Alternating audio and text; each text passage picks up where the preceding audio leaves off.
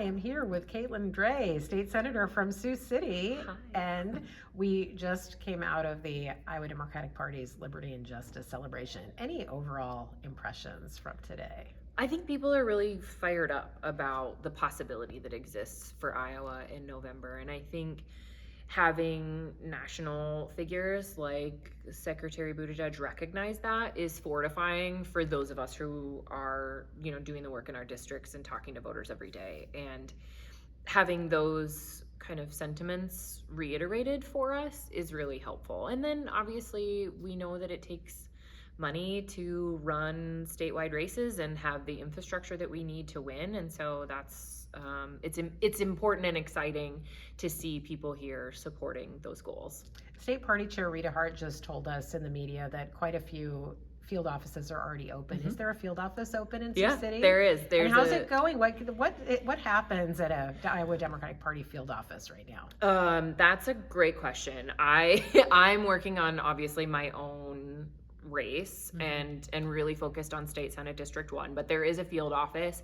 They have been knocking in my area every weekend since they opened, which I think was sometime in June. Don't quote me on the date of that, right.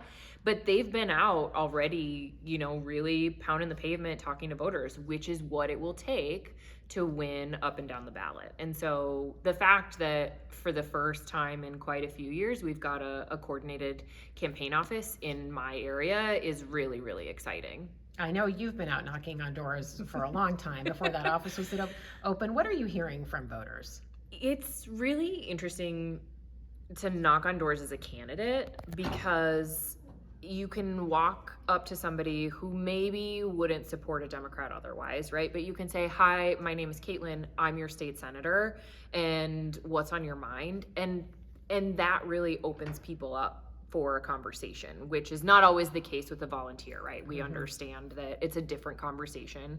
But I'm hearing a lot of the same things that we heard during the special last year, which is, my mortgage or my rent is too high. I'm nervous about affording groceries. I'm scared to go to the doctor because I either can't afford it or I can't afford the news that I'll get when I'm there. And I want my kids to go to a safe, well-funded school. And those things are not controversial. And so when I can say yeah, I agree with you on, 9 things out of 10, it's a little bit easier to facilitate a good conversation with a voter. And so really just saying I am here to listen. I am here to work for you. I hand out my cell phone number on the doors. I say, this is my cell phone number. I am the one who answers calls and texts to this number. You can contact me anytime. And so far I've only had one sketchy spam thing come through, which is really encouraging, right? When people can say oh, I have my state senator's phone number. And so that's fortifying and encouraging to me. And I am hopeful every time I have a conversation with somebody. I get more excited and more committed really to doing this work well. Do you feel like the mood is different at all from last summer when you were campaigning? Not for me. I think there is a certain amount of blind optimism that has to come from or as a candidate, right? I believe that I will be successful again in November. And more often than not, people are just thankful that somebody in the government is showing up to say how can I listen? How can I help? What does it look like for your life to be better than it is right now? And what would be helpful to pursuing that? Any last thoughts? I hate this question deeply because it always makes me feel like I have forgotten to say something. I only ask it because I probably forgot to ask something, so that's why. That's the little reporter's trick. Don't put the onus on me. That's the reporter's trick. Anything I didn't ask that you think would be important for people to know?